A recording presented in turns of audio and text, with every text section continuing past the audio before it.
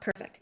Hello, my name is Alka Airy. I'm from San Francisco and a volunteer with Consumer Watchdog. We need the medical board to match words with actions. We need a fair and equitable complaint process consistent with other DCA agencies. I lost my sister Shilpa to medical negligence at two different hospitals in San Francisco. She was only in her 40s and her death was entirely preventable. Because her initial medical error caused her to need a lung transplant, and another set of errors denied her that transplant, resulting in her death, I expected the medical board to fully investigate it. Micra closed the legal process to us after Shilpa's death, so I turned to the medical board as my last hope for justice, not just for Shilpa, but for the other vulnerable patients who might think they have a fair chance at getting an organ transplant. They don't, by the way, certainly not in Northern California.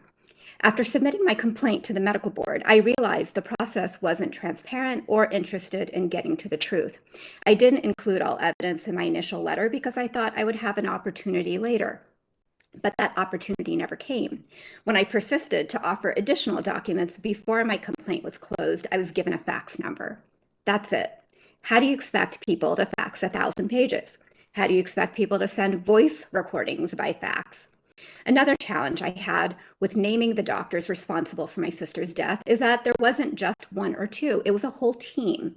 With complex medical conditions like those involving organ transplants, there is a team approach to care. Patients see different doctors at each visit, and these doctors confer in private meetings for the plan of care. Somehow, these team meetings are never documented in the medical record, and yet they form the basis for care. Another challenge had to do with medical records. I discovered hospitals will filter records when there is negligence so that patients, and presumably the medical board too, never receive a complete copy. I discovered my own doctor maintained a separate set of records as Word documents that aren't included in the official record. None of my sister's transplant records were included in the official record. I had to get those from UNOS, the federal agency that regulates organ transplants.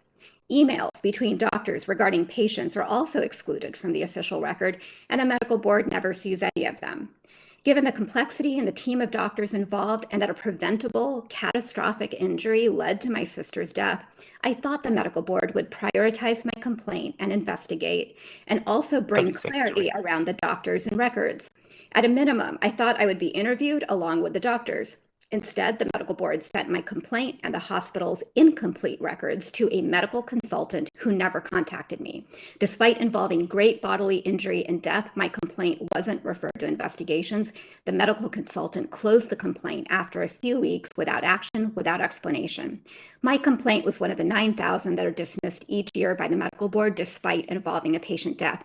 It wasn't prioritized. We need complaints involving severe injury or death to go straight to investigations. No exceptions. Thank you.